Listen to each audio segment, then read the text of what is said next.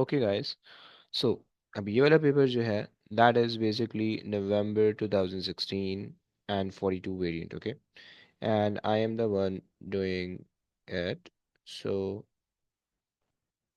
carb 00001 and 0000001. Okay fine, आज शुरू करते हैं. कौन रीड करेगा भाई? मुझ से करवा लेते. मुझे ज़रा रीड कर लोगे प्लीज़?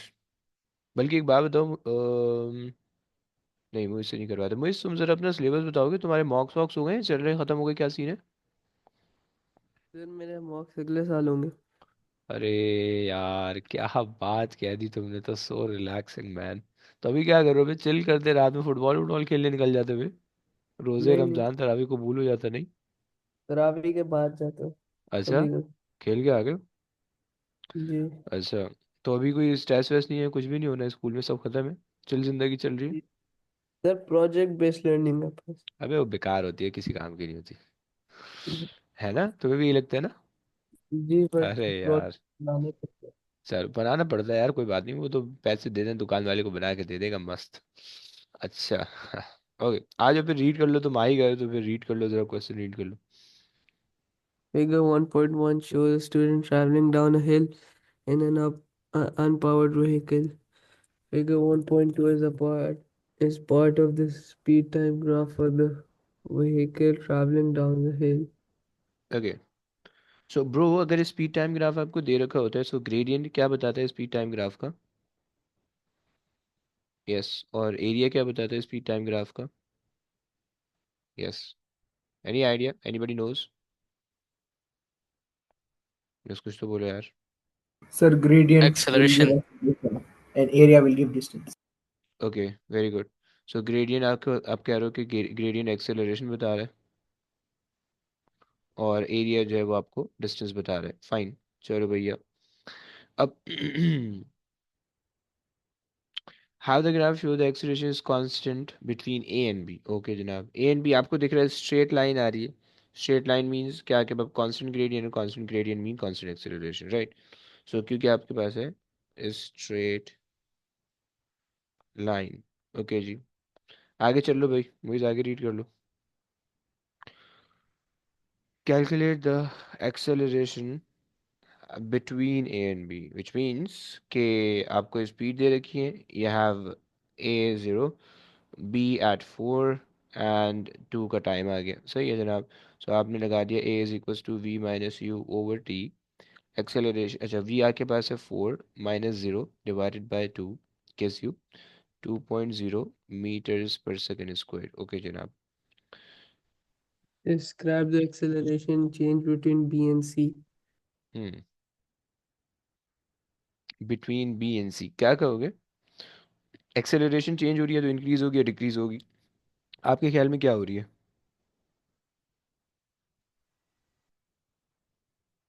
हम्म, देखो ग्रेडियंट से आपने रिलेट करना है, सही हो गया.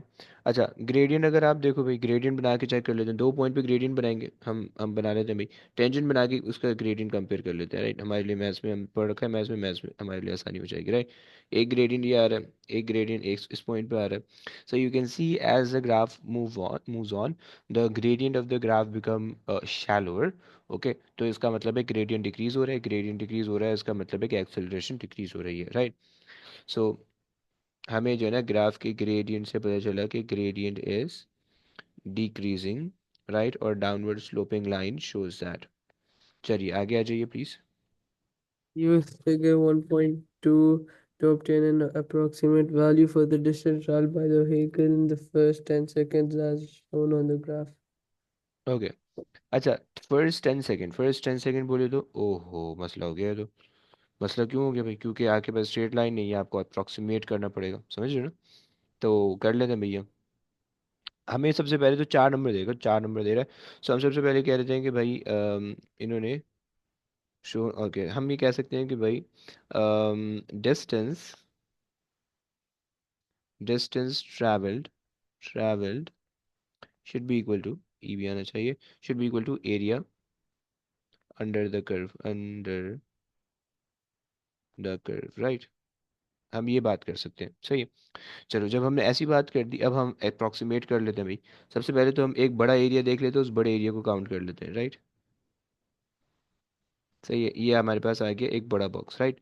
जितने कंप्लीट बॉक्सेस हैं सबसे पहले उनको काउंट कर लो। 1 2 3 and 4 and 5 and 6 and 7 and 8 and 9 and 10 and 11, right. हमारे पास 11 कंप्लीट बॉक्सेस हैं, ओके। अच्छा जनाब, सो हमारे पास जो है ना 11 कंप्लीट बॉक्स है, ओके। कंप्लीट बॉक्स, सही हो गया। और कितने इनकम्प्लीट बॉक्स हैं? इनकम्प्लीट बॉक्स हमारे पास आ रहे हैं 1 2 3 4 5 and 6, 6 इनकम्प्लीट बॉक्सेस हैं, राइट। सो हमारे पास 6 इनकम्प्लीट बॉक्सेस हैं। रूल क्या होता था Sir, इन, बोलिए बोलिए। sir, there's 12 complete boxes. गलत रीड किया मैंने, ओहो। One two The three four sixth five incomplete six is complete. It's right on the edge. है। अबे नहीं यार, ये देखो। It's तुम, right on the line. Oh, okay. है ना, तो इस वजह से। अच्छा जी, भाई मैं जूम इन कर सकता हूँ पेपर में, तुम जूम इन मत कर देना, तुम्हारा पेपर फट जाएगा। अच्छा जी, सो ओके। अच्छा, अब आपके पास रूल क्या होता था? रूल ये होता था कि भाई आपको कंप्लीट बॉक्सेस को जो है ना वो उसका पूरा एरिया कंसिडर करना होता था, इनकम्प्लीट बॉक्स का आधा एरिया लेना होता था, राइट। सो अगर हम एक कंप्लीट बॉक्स का एरिया देख लें, सो एक कंप्लीट बॉक्स का हमारे पास जो एक्स एक्सेस आ रहा है वो 2 यूनिट का आ रहा है, और जो वाई एक्सेस आ रहा है वो भी 2 यूनिट का आ रहा है। इसका मतलब है कि एक कंप्लीट बॉक्स जो है उसका एरिया जो है वो 4 यूनिट का है, राइट। सो एक कंप्लीट बॉक्स जो है वो 4 यूनिट का आ रहा है, राइट। तो अगर आप कर दो भाई 11 मल्टीप्लाई बाय 4, तो आपको सारे कंप्लीट बॉक्सेस का एरिया मिल जाएगा। और अगर आप कर दो 6 मल्टीप्लाई बाय 2, क्योंकि इनकम्प्लीट बॉक्सेस के लिए हम क्या करते हैं, हाफ द एरिया ले लेते हैं, राइट। सो 2 अगर आप कर दो तो आपके पास इसका एरिया आ जाएगा, दोनों को ऐड कर दो, राइट। सो अब आपके पास जो है क्या, 44 एंड 6 2 12, 46 56 आ जाएगा, 56, ओके। क्या ये बात समझ में आई बच्चों?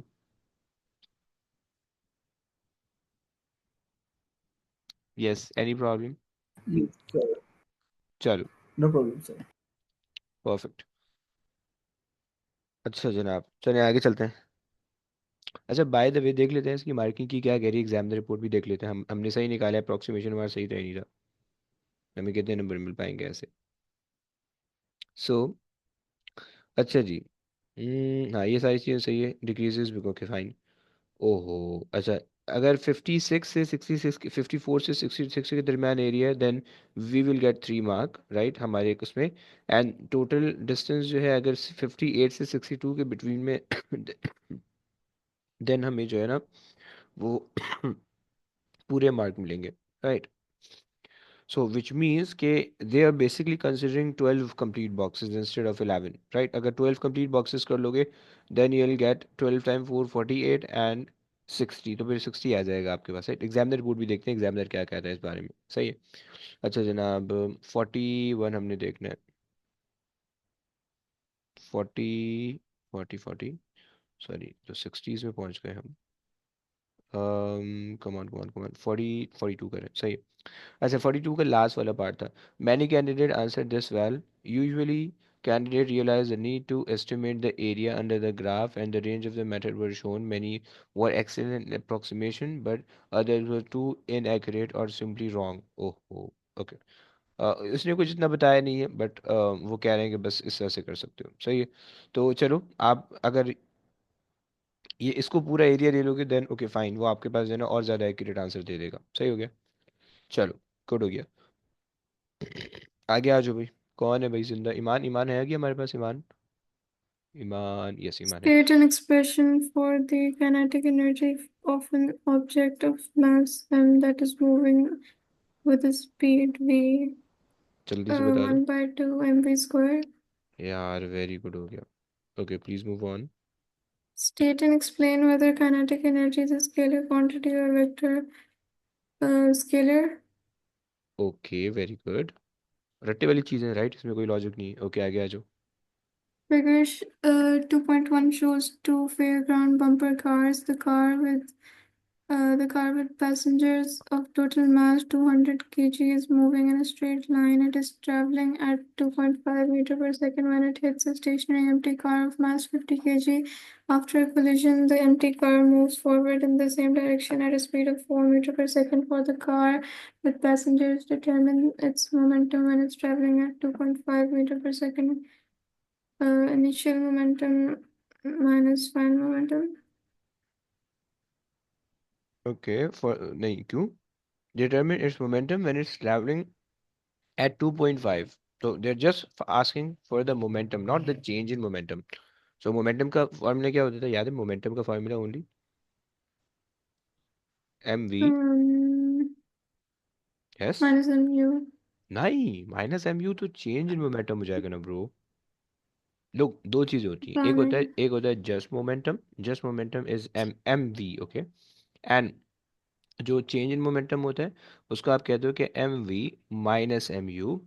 ओके. एंड जो law of conservation of momentum होता है वो होता है m1 u1 plus m2 u2 should be equal to m1 v1 plus m2 v2. Right. ये तीन फार्मूला मोमेंटम के अंदर होते हैं. Okay. राइट हो गया. एंड फिर इसके बाद जो है ना वो बाकी फोर्सेस के अंदर जाते हैं. Right. So they're just asking for the momentum. Okay. So और इन्होंने किसका इसकी स्पीड बताई हुई है, इसका मास भी बता रखा है. सही है. सो 200 इंटू 2.5. सही है. सो 2 टाइम्स 2 400 हो जाएगा. 5 टू ज़ा 20. 500. 500. ओके. यूनिट क्या लिख दें ब्रो? This मास meter किस में per होता है? second. ओए ओए ओए. मास मास किस में मेजर होता है? Um, mass kg. Okay. okay. And meters per second. Okay. Speed होती है मीटर पर सेकंड में, मास होता है केजीज में. So yes. ठीक है. ओके The आगे चलिए. speed and direction of its motion immediately after the immediately collision. After the collision. Okay. Okay जनाब. अब इसके अंदर आपने ये सेकंड वाला लगाना है. Right.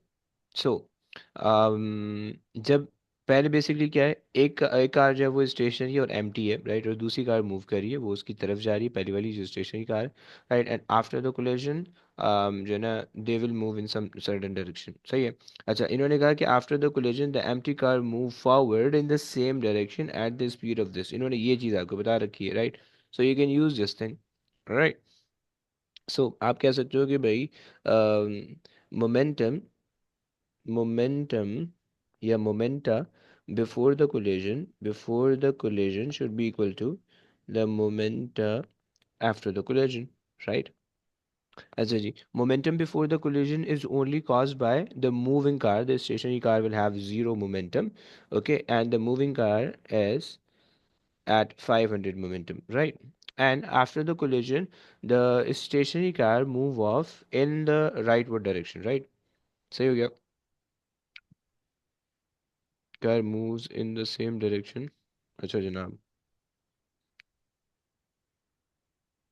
Traveling and empty cars. Okay. After the collision, the empty car move forwards in the same direction at the speed this with a. Okay. सही हो गया. अच्छा जनाब. सो आफ्टर द कोलिजन हमने कहा हुआ है कि भाई आफ्टर द कोलिजन जो एम्प्टी कार है वो इस डायरेक्शन में मूव कर रही है. राइट. दिस मीन्स कि आपके पास जो है 50 केजी का मास है, 4 मीटर पर सेकंड की स्पीड है. राइट. सो 50 केजी का मास इंटू 4 मीटर पर सेकंड की स्पीड. राइट. प्लस हमें हमें जो है ना ये मूविंग कार की हमें मोमेंटम स्पीड निकालनी है. राइट. सो उसके लिए हमने क्या कर दिया 200 उसका मास था और उसके इसकी स्पीड हमें नहीं पता. राइट. उसकी स्पीड हम निकाल लेते हैं. राइट. सो 500 एंड 5 4 जो 20 200 यहाँ पे ले आओगे 100. तो माइनस 200 हो जाएगा. है नहीं 200. ठीक है 300. तो ये ना. एंड 300. ओके. एंड ये हो जाएगा v. Okay. So 300 divided by 200 is just v. Okay. So 1.5. Okay. 1.5 and it is in the positive direction mean जो उसकी पहले वाली डायरेक्शन थी वही आ रही है. राइट. यानी वो इसी डायरेक्शन में मूव कर रहा है. ओके. क्या ये बात ठीक क्लियर हो है. गया? सो आपने कहा कि भाई आप इसके पास आ जाओगे. डायरेक्शन आपके पास is just leftward. Okay. That's it. चलिए आगे चलिए. Fixed to the front and the back of the cars of large springs. When the cars collide, the springs compress. The total kinetic energy of the cars after the collision is equal to the total kinetic energy before the collision. Describe the energy transfer that occurs as the cars collide and then separate. Hmm Um, अच्छा, springs के अंदर कौन सी energy जाएगी? Any idea? Kinetic energy. नहीं, जब spring compress होगा तो कौन सी एनर्जी में वो कन्वर्ट हो जाएगी, काइनेटिक एनर्जी? Any idea? आप ये कहोगे कि kinetic energy will convert into strain energy. Strain energy क्या होती है कि जब कोई भी ऑब्जेक्ट कंप्रेस होता है तो उसके अंदर एनर्जी होती है, जो एनर्जी स्टोर होती है उसको स्ट्रेन एनर्जी कहते हैं, राइट? अगर आपके पास कोई चीज़ पड़ी है, आप उसको दबा दो, सही है, तो वो स्ट्रेन एनर्जी वो कंज्यूम कर लेगा, राइट? और अगर आप उसको स्ट्रेच कर दो, खींच दो, तो वो जो है ना इलास्टिक पोटेंशियल एनर्जी उसकी हो जाएगी, right? So kinetic energy will convert into the strain energy, right? At the collision, at the time of of collision, and when the car separate, right? तो जब सेपरेट होंगे तो उसकी वजह से क्या होगा? They move of in the opposite direction, तो वापसी वो स्ट्रेन एनर्जी काइनेटिक के अंदर से कन्वर्ट हो जाएगी, right? So separates the strain energy convert back into kinetic. So strain energy convert back into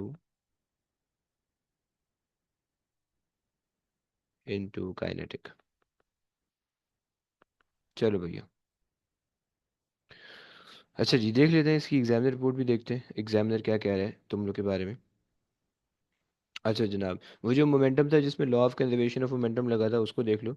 a good attempt was made by many candidate who generally appreciate that the momentum was conserved, but there were also full range of error.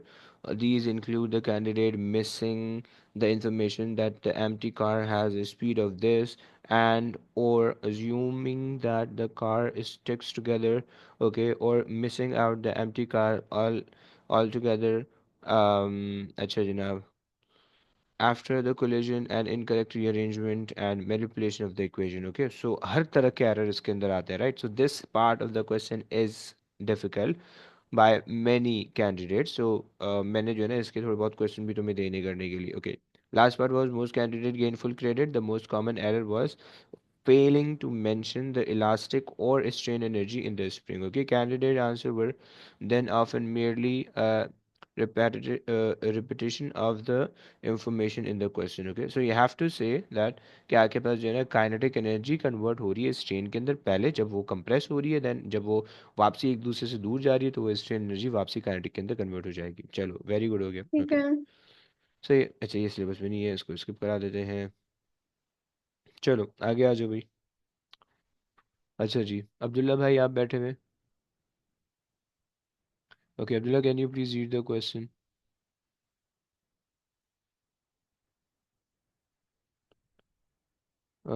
Laptop dies, अच्छा जी, कुछ तो बोलो यार। इन 10 minute, अच्छा जी, चलो। नहीं भाई, मामून तुम कर सकते हो भाई, मामून भाई हैं, हाँ। मामून प्लीज रीड कर लोगे यार, डोंट से कि किसी और से करवा लें।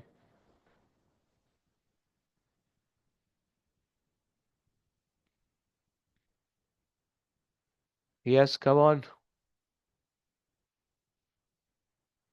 लो भैया, ये भी चिल कर रहा है। अच्छा, फिर कौन करेगा? फिर मैसेज से करवा लो, मैसेज रीड कर लो यार। A small wind turbine drives a generator to provide electricity for an isolated village.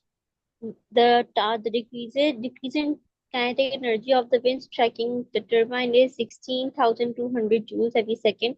The output generator is 23 amperes and 240 volts. Regulate the efficiency of the turbine and generator. Hmm. Okay. So efficiency का क्या formula होता था bro? Input by output divided by है। 100. Okay, output by input होता है यार, into 100। Okay, चलो। So output आप कह देते हो। अच्छा, यहाँ पे आपके पास क्या हो रहा है कि भैया इन्होंने कहा हुआ है कि आउटपुट ऑफ द जनरेटर। अच्छा, और आपको जब करंट और वोल्टेज दिए हुए होते हैं तो पावर किस तरह से निकलती है?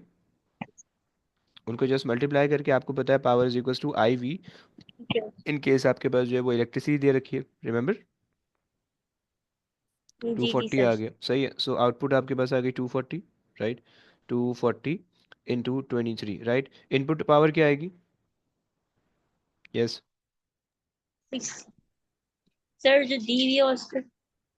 हाँ, वो तो एनर्जी दे रखी है, फिर उसके साथ क्या करोगी जो पावर बन जाए?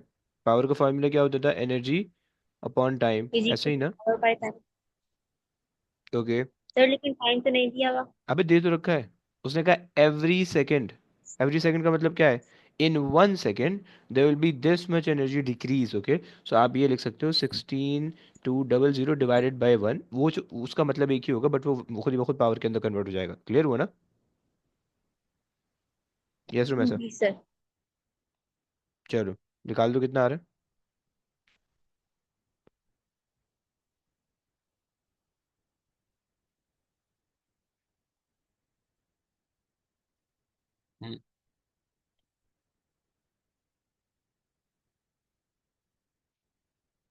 Sir, 34%. 34%। ओके, हम सही जा रहे हैं।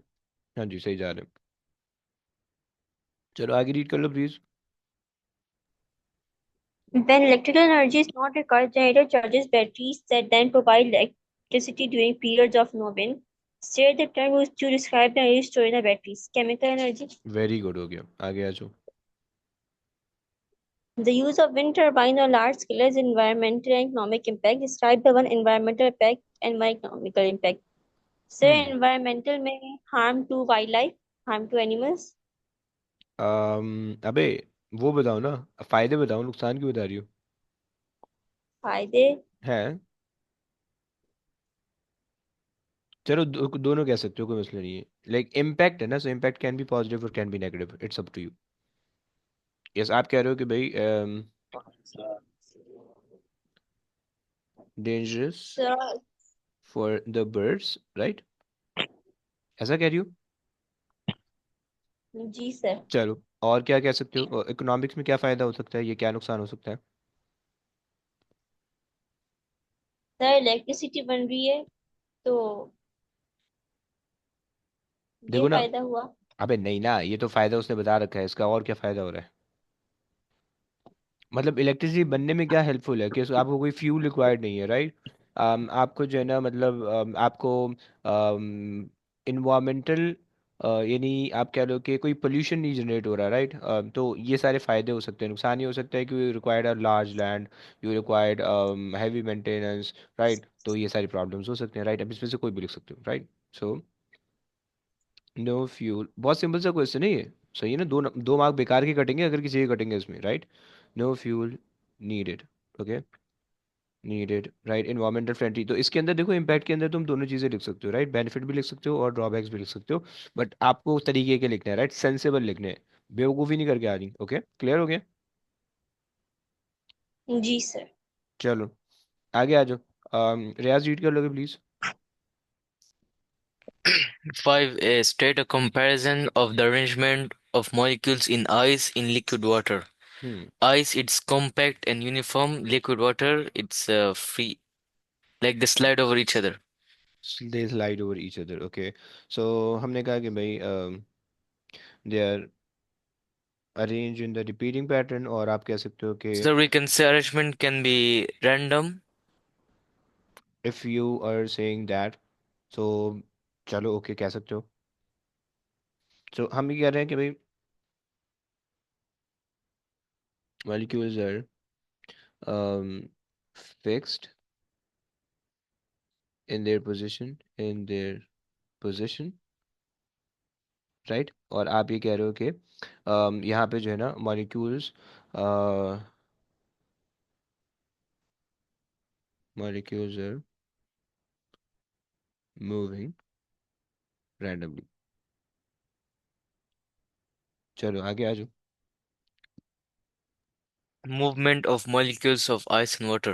Ice vibration in single place, okay water slide over each other. Okay, vibrate from the same position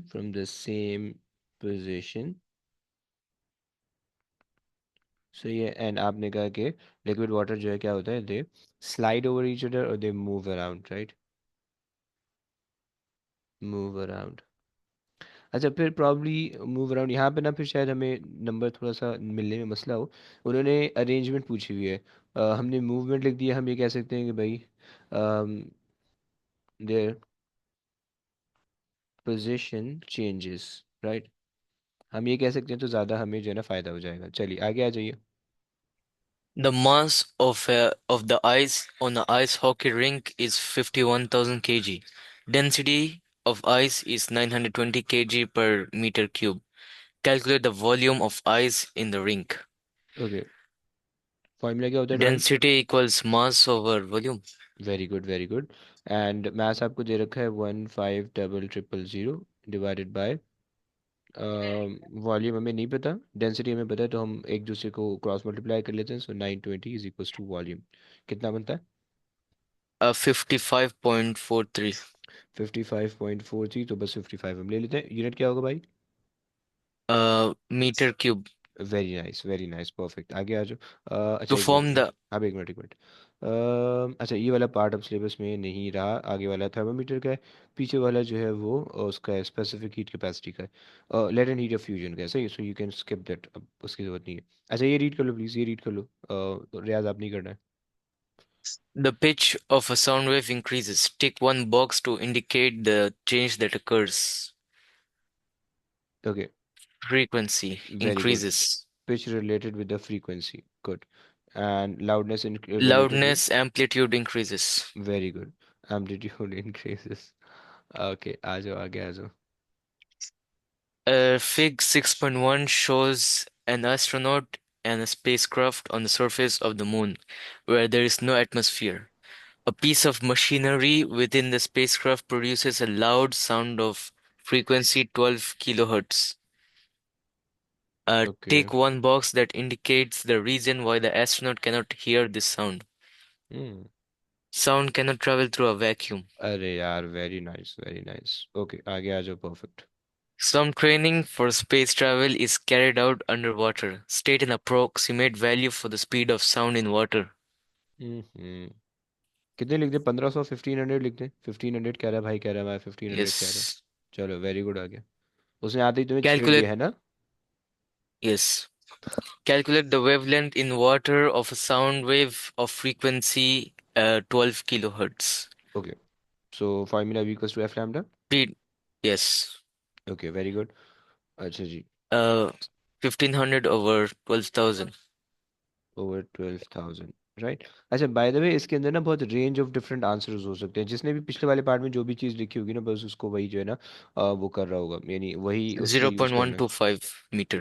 0.125, हम 0.13 कह देते हैं, सही है। और मीटर्स के अंदर, Meter. सही है, परफेक्ट। अच्छा एक मिनट यहाँ तक ज़रा देख ले जल्दी से, एक जल्दी से नज़र घुमा लेते हैं। 1412 सही है।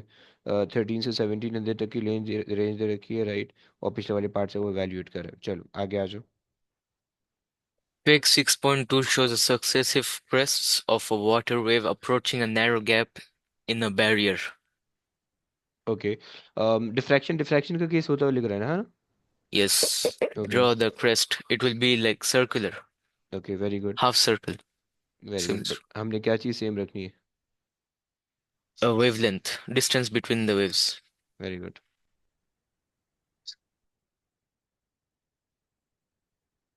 ओके, सो सेपरेशन हमने अब बाय आई जो है वो सेम लगनी चाहिए, राइट। सो अच्छा अगर आप देखो ये वाली सेपरेशन, और अगर हम देखें ये वाली सेपरेशन, तो थोड़ा सा अगर हम बड़ा कर दें तो हमारे पास जो है ना ये थोड़ा सा सही हो जाएगा। थोड़ा सा इसको निकाल देते हैं बाहर, राइट, इसको भी थोड़ा सा बाहर निकाल देते हैं लाइक दिस। अब जो है ना थोड़ा सा सही लग रहा है। सही है। एंड थोड़ा सा इसको इधर कर दो, इसको इधर कर दो। सही, ताकि So it doesn't examiner have to be exact.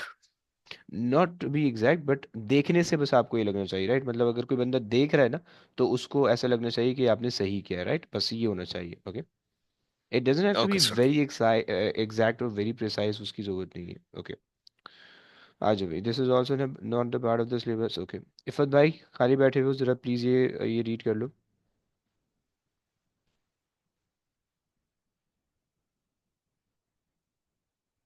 Iffat, are you there? Yes, sir. Okay. A student draws a diagram to represent the electromagnetic spectrum. Figure 8.1 is a student's diagram. Gamma rays, X rays, ultrasound radiation, infrared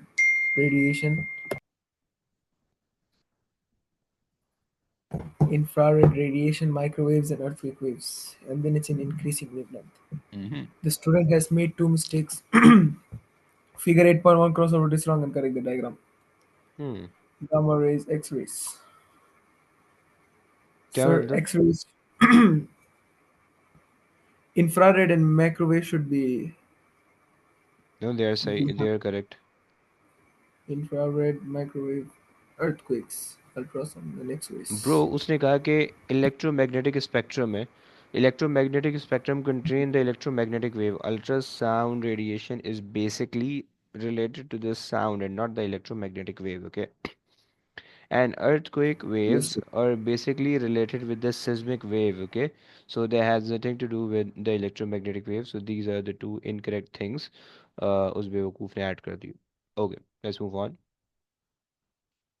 The speed of light in an optical fiber is 2.0 times 10 to the power 8. State the speed of light in a vacuum. Hmm. Sir, the speed of light stays the same. ओए, क्या मतलब? Sir, 3.0 times three 10 to the power 8. times. 3.0 हाँ, times 10 to the power 8. वो Sorry. 2 times कम है, right?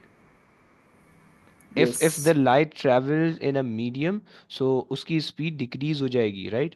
And light can travel in a medium, but light doesn't required to be traveled in a medium, right? मतलब अगर light के लिए कोई medium ना भी हो तो भी वो चली जाएगी, but if you made it travel through some medium, then उसकी speed कम हो जाएगी, जैसे fiber optics के अंदर जो हमारे पास इंटरनेट वगैरह के लिए होते हैं। ओके, आगे आ जाइए please. For light in the material from which the optical fiber is made, calculate the refractive index. हम्म। क्या कर सकते हैं रिफ्रैक्टिव इंडेक्स के लिए? इसमें इन्होंने स्पीड दे रखी है, और स्पीड का फॉर्मूला हमने डिस्कस किया था क्लास में, that refractive index n is equals to n. Sine. Sine को क्यों लगा रहे हो? स्पीड से रिलेट करो ना भाई। नहीं, सी No, ओवर वी sir. होता था, रिमेंबर? नॉट रिमेंबर, भूल गए? Yes. Yes, sir. So the refractive index formula is also related with the speeds and also related with the sine and cos. Okay, so अगर तो speed से relate करोगे तो this will be the formula हमेशा हमेशा, right? लेकिन अगर sin theta से relate करोगे, so if you are moving from less denser to denser medium, so you have to apply sin I by sin R. And if you are moving from denser to less denser medium, then you have to do sin R by sin I, right? Remember? और ये जो second वाला formula है इसको हम use करते हैं total internal reflection के लिए, टोटल इंटरनल रिफ्लेक्शन के लिए भी, राइट? क्लियर हुआ ना भाई? Yes, चलो, sir. सो हमारे पास जो है वो 3 exponent 8 divided by 2 exponent 8 gives me 1.5। Okay, चलो आगे आ जाओ। Calculate the critical angle. Okay, critical angle लो, आ गया क्वेश्चन, आ गया। टोटल इंटरनल रिफ्लेक्शन या क्रिटिकल एंगल के लिए ये वाला फॉर्मूला यूज कर लो, N is equal to sine Sine R R. By sine I. Okay, sine R क्या रखेंगे भाई इसमें? एन तो हमें पता चल गया 1.5 है। 1. सॉरी, ये आ जाएगा 90, राइट? क्योंकि टोटल इंटरनल रिफ्लेक्शन होती तब है कि जब आपके पास रिफ्रैक्टेड एंगल एंगल 90 हो, और जो भी इंसिडेंट एंगल होता है वो आप निकाल रहे हो, तो राइट। सो अब आपने जो है ना साइन सी को बना लिया subject. Sine C is equal to 1/, और साइन 90 इज जस्ट 1/1.5। ओके, 1.5। और आप साइन इनवर्स कर लो, सही है। So C is equal to sine inverse. 41.8. चलो भाई, वेरी गुड, हो गया। 41.8, 42 ले लेते हैं, 42 ले लेते हैं, राइट। चलो, सही जा रहे हैं, सही जा रहे हैं, हम सारे सही जा रहे हैं। हम 42, सही है, सही है, सही है, 1.5 एंड 3, ओके फाइन। चलो भाई आगे आ जाओ। Light is traveling in the optical fiber. State the name, full name of the process that takes place each time the light changes direction. Hmm. So this total internal reflection. Very good, हो गया total internal reflection, perfect. अच्छा जनाब, चलो भाई ये question complete हो गया। अच्छा जी, भाई यासिर करवा सकते हो कुछ? यासिर बोल सकते हो आज?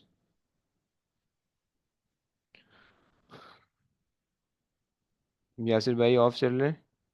अरे यार, मामून तुम भी नहीं बोल सकते हो? अच्छा जी। और अब्दुल्ला भाई आप बोल सकते हो? कोई बोलने को तैयार नहीं है यार, ऐसे क्या बात है? फिर ईमान से करवा लेते हैं, ईमान से। ईमान से रीड कर लोगी ईमान?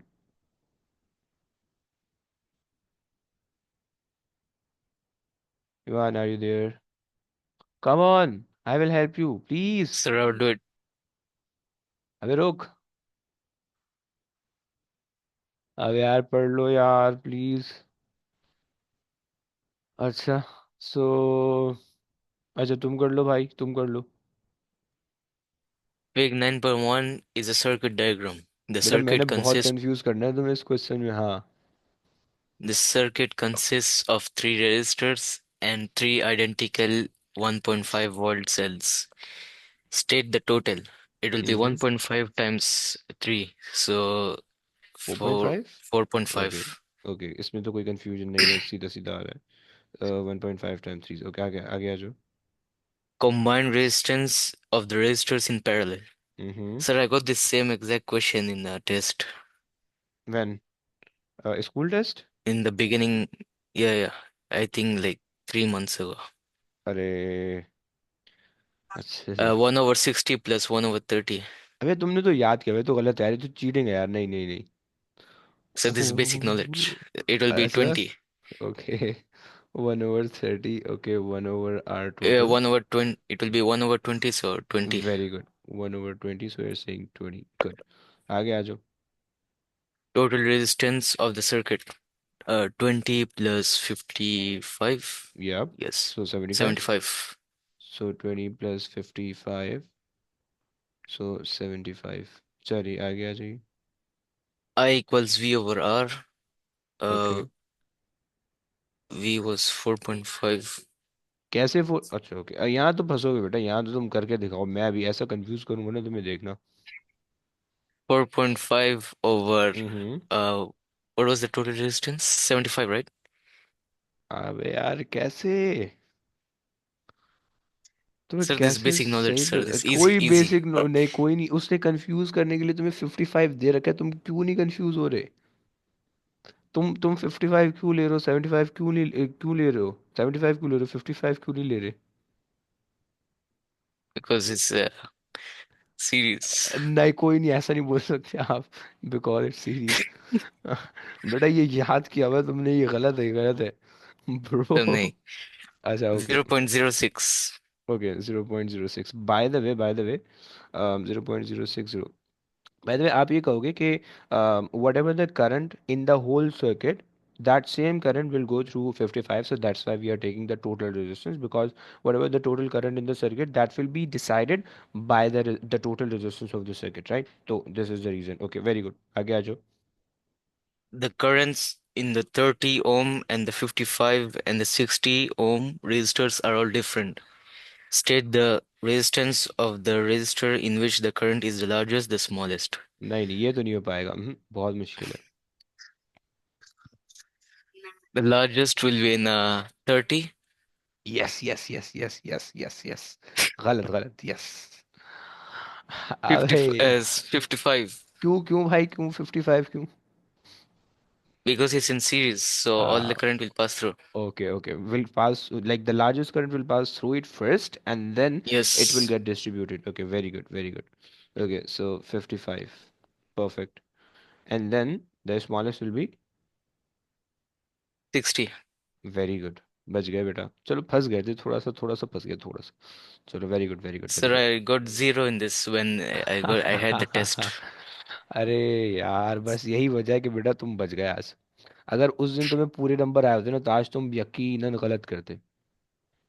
अच्छा जी, कि देखो तुमने फर्स्ट स्टेप ले लिया टुवर्ड द सक्सेस, फेल हो गए।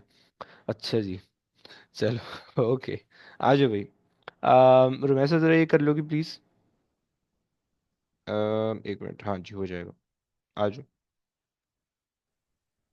The size of the charge on an electron is E. Since the charge on the electron is negative, it is written negative E. Complete table writing down the charges in terms of E on the particles and radioactive emissions shown. हम्म, क्या होगा भाई?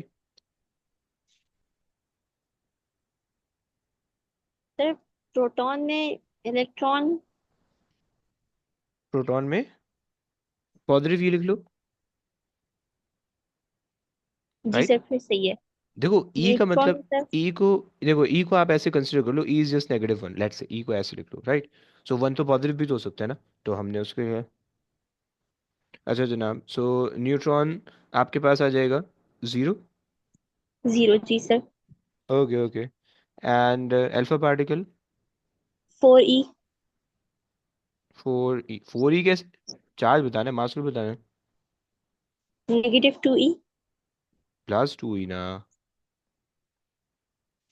उसमें दो proton होते हैं ना bro alpha particle में, तो दो प्रोटॉन का चार्ज 2+ बनता है, समझ रहे हो ना? जी सर। नहीं नहीं समझ रही, नहीं समझ रही, क्या प्रॉब्लम है सर, पूछो। अल्फा पार्टिकल में 4 और -2 नहीं होता? देखो अल्फा पार्टिकल का मतलब होता है helium nucleus that contain 4 nucleon, which mean 2 proton and 2 neutron, right. उसमें दो इलेक्ट्रॉन अपने लूज किए हुए होते हैं, राइट। तो उसके पास सिर्फ दो प्रोटॉन होता है, वही दो प्रोटॉन की वजह से उसका चार्ज बन रहा होता है। Okay, clear? जी सर। सही हो गया, सो ओके। और ये देखो, ये बेसिक नॉलेज है, इसमें नंबर नहीं कटना चाहिए कुछ भी करके, हाँ। ये बिल्कुल बेकार सी नॉलेज है, हाँ, इसमें कुछ भी करके नंबर नहीं कटना चाहिए। चलो आगे आ जाओ। तो बीटा पार्टिकल में -E। बीटा पार्टिकल में -E, very good. And gamma ray? 0। Very nice, okay आगे आ जाइए। Figure 10.1 shows a radioactive source emitting alpha particles, beta particles, and gamma rays into a vacuum tube. Okay The block of lead ensures that the radiation is in a narrow beam when it passes between the poles of its brightness, set the direction of any deflection of the alpha particles.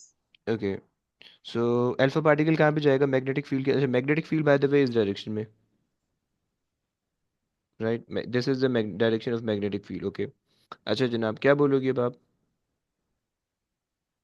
Alpha particle अगर यूं travel करे, हाँ जी, Fleming left hand rule लगाना, उल्टा हाथ मारेगा। जी sir. हम्म, कहाँ जा रहा है मेरा थंब जो है वो डाउनवर्ड पॉइंट कर रहा है, समझ में आया?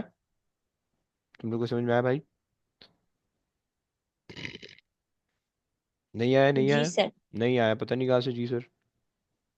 पक्की बात है? नहीं सर, का समझ में आ गया।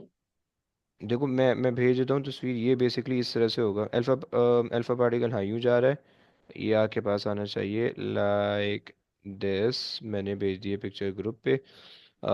ये लो, सही है। सो मेरी फर्स्ट फिंगर जो है वो साउथ पोल की तरफ है, जो कि नीचे की तरफ आ रही है। मेरी सेकंड फिंगर जो है वो टू द राइट जा रही है, राइट।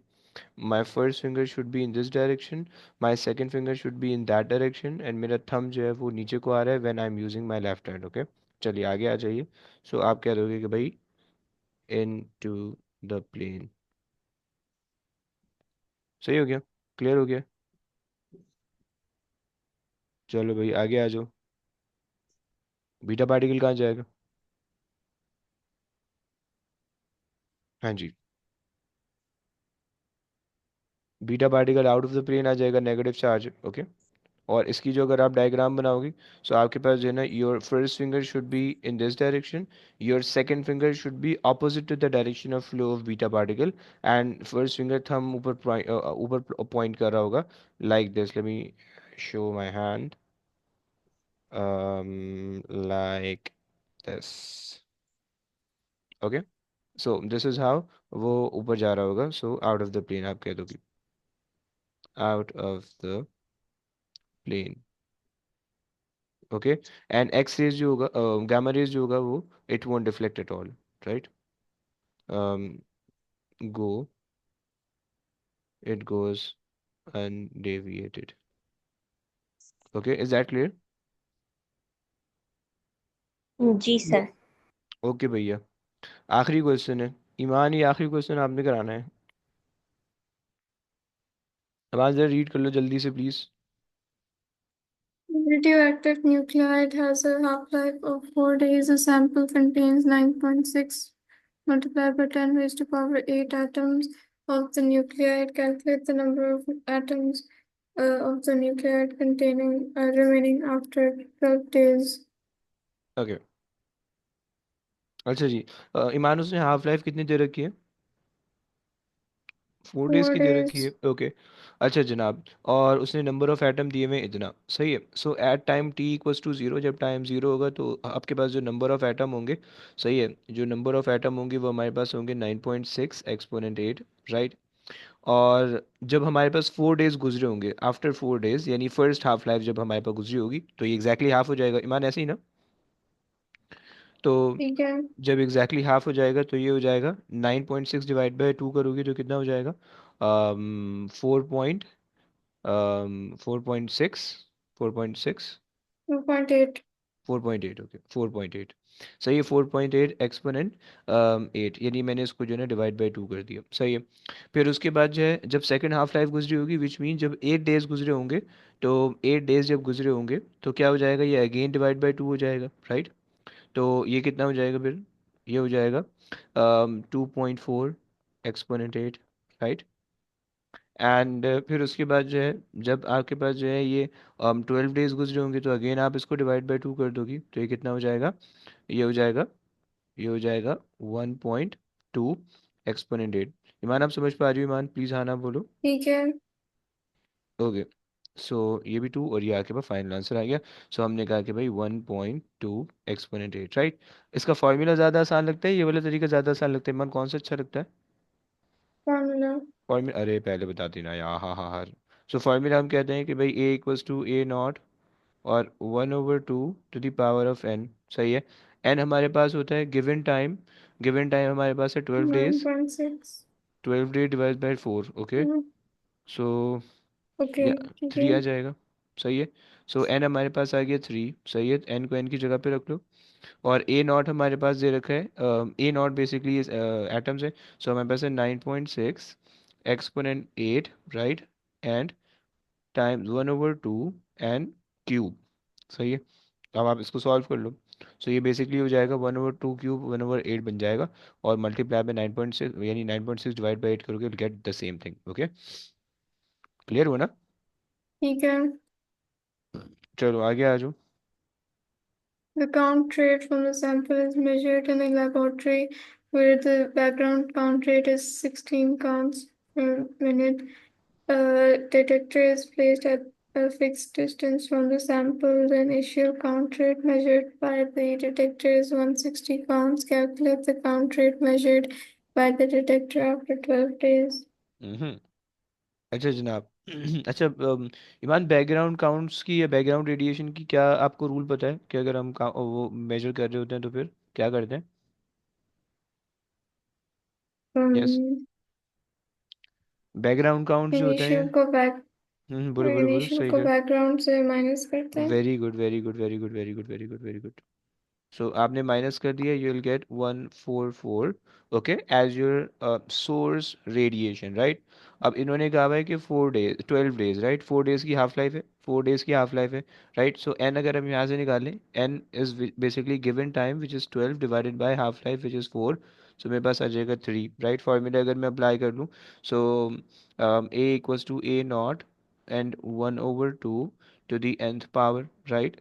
एंड ए नॉट हमारे पास इस केस के अंदर 144 आ चुका है, 144, राइट। हम्म। 1/2 और एन की जो पावर हो जाएगी वो हो जाएगी 3। कितना आता है भाई? 18. 18, ओके जनाब, 18। अच्छा, उन्होंने कहा भाई calculate the count rate measured by the detector. Okay, अब डिटेक्टर जो है वो at the same time background count को भी मेजर कर रहा है, राइट? तो 18 तो हमारे पास काउंट, 18 तो 18 हमारे plus pass. Very good, very 16, good, very good. So 18 plus 16 gives you how much? 34. 34, perfect, सही है। सो 34 counts per minute, per minute. Okay, guys, is that clear? Any problem बच्चों? Any problem? No problem, sir. No problem, paper is done. अच्छा जी, homework सुन लो, homework. मैंने तुम लोगों को कल होमवर्क दिया था और आज ये दो होमवर्क दे रहा हूँ। अब आपके पास पूरा वीक पड़ा है, इसमें से सॉल्व करना है। सो मैंने जो टोटल होमवर्क दिया है वो जून 2016 एंड 41 और 43 में से, तो ये दो वेरिएंट दिए थे, राइट? एंड अरे यार, प्लीज। अच्छा जी, नवंबर 2016, 41 और 43, चलो सही हो गया। ईमान, ये होमवर्क हो जाएगा? यार ईमान, कोशिश कर लो यार, प्लीज। थोड़ी सी जान मारनी है, हो जाएगा। देखो 1 घंटे में हमने पेपर कर लिया है। देखो you guys don't have to solve the whole thing. इसमें एक तो बहुत सारी चीज़ें सिलेबस से निकली हुई हैं, प्रेशर वाली चीज़ है, थर्मामीटर वाली चीज़ है थोड़ी सी, एंड क्या बोलते हैं, बीच में लॉजिक गेट्स वाले 3 सवाल तो तुम्हारे वैसे ही कट जाएंगे, 2 से 3 सवाल तो तुम्हारे कट जाएंगे, राइट? 8 6 8 सवाल बचेंगे, वो भी छोटे छोटे से सवाल हैं। दिन का बस 1 घंटा दे दो यार फिजिक्स को।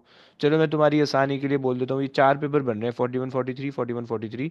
4 पेपर बन रहे हैं, मैं तुम्हें 3 दे देता हूँ, ओके? सही हो गया, हो जाएंगे 3 पेपर हो जाएंगे बच्चों। 3 पेपर्स। यस, कोई बोलेगा प्लीज? बेटा मैंने छोड़ना नहीं है पेपर, मैंने करवाना है कुछ भी करके। मैंने पेपर करवाने हैं Okay, ब्रो। sir. पेपर, और बेटा पेपर मैं ऐसे नहीं मानूंगा, पेपर करने के बाद उसका पीडीएफ मुझे चाहिए, ओके? समझ पा रहे हो? Okay, sir. पक्की बात है ना, हो जाएगा? इफ़त रियाज, तुम लोग का भी जी हो जाएगा? इंशाल्लाह सर, देख हो लो जी जाएगा। बेटा। बेटा पेपर भेजना भी है, क्योंकि मैंने चेक करना है कि तुम लोग किस तरह से सॉल्व करो। मैंने फिर गलतियां बतानी है ताकि तुम लोग जो है ना सीआईज में वो गलती नहीं करो। और जो है ना तुम्हारा अच्छा ग्रेड आ सके। ईमान, तुम भी सुन रही हो ना? ईमान, प्लीज भेज दोगी? चलो।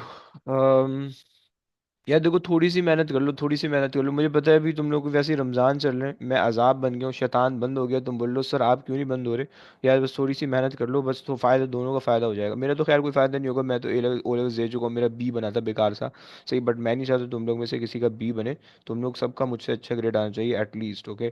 तो मतलब थोड़ी सी जान मार लो, इंशाल्लाह ए लाना बहुत आसान है। मतलब ओ लेवल्स के अंदर ना एग्जामिनर तुम्हें पास करने बैठा है, ओके? तुम अपना नाम लिख के आ जाओगे ना, बोलेगा जाओ तुम पास हो, सही है? तुमसे अपना नाम लिख के आ जाओ, सही है? तो तुम्हें बस थोड़ी सी 4 6 चीज़ें लिखनी है, उससे तुम पास हो जाओगे। और लेकिन तुम पास होने का कोई फ़ायदा नहीं है, क्योंकि हर बच्चा पास हो जाएगा, सही है?